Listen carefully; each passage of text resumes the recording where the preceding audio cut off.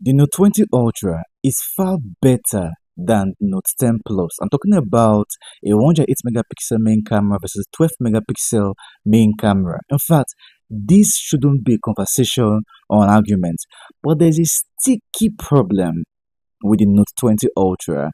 But before we go into that, let's talk about some key differences between the Note 20 Ultra and the Note 10 Plus before we go into it.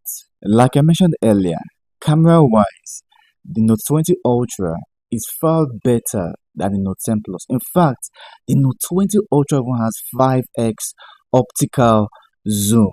The crazy part is that the Note 20 Ultra was made for to improve on what the Note 10 Plus. For example, the Note 10 Plus actually has an S Pen, and this S Pen is when you compare it with the Note 20 Ultra, you get to understand that the Note 20 Ultra S Pen, its latency is actually much faster and swift for people who actually use the S Pen for writing. It's more faster on the Note 20 Ultra. Then when it also comes to the refresh rate, get to understand the 120 Hz refresh rate feels more smoother than actually the Note 10 Plus. When it comes to multitasking, the Note 20 Ultra takes the throne in comparison with the Note 10 Plus. But the thing is that when you take the throne, it has to do with being faster. In fact, what you need to understand in general with the Note 20 Ultra and the Note 10 Plus is speed. The Note 20 Ultra was created or was made to improve on what? The Note 10 Plus. So this is where I'll talk about the problems with the Note 20 Ultra. The fragile curved display of the Note 20 Ultra was a very big problem back there. I'm talking about accidental touches, like you just or subconsciously you touch your screen. And back then, a lot of people still put their phones in their pockets.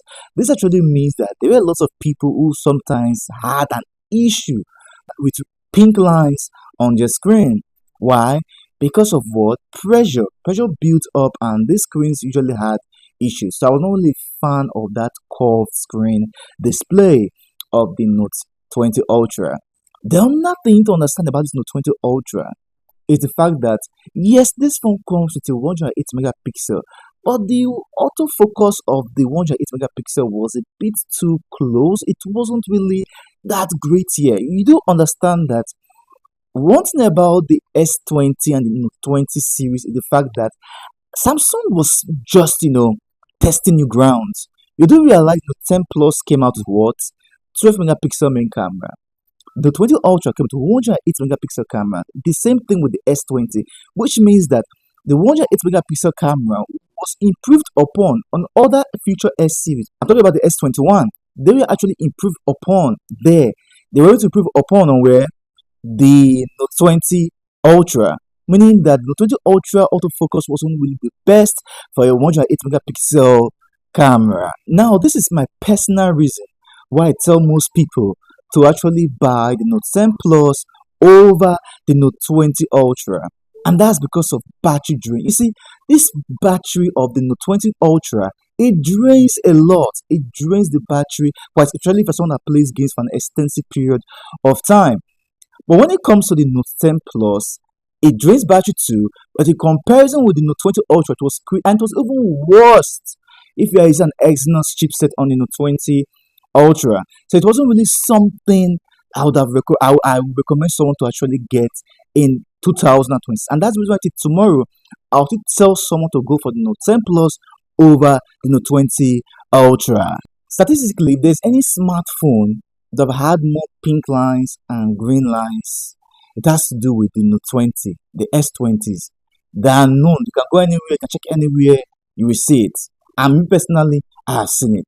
I made a video last year of me talking about my experience when I bought or when I got an S20. And I experienced it myself, an S20 Plus. It's actually on my YouTube too. I had that same green line and pink lines too. It was a very terrible experience. Now, why does this happen? Well, it's because of what? This phone overheats what? A lot. It heats up so fast and so swift, and it's so bad.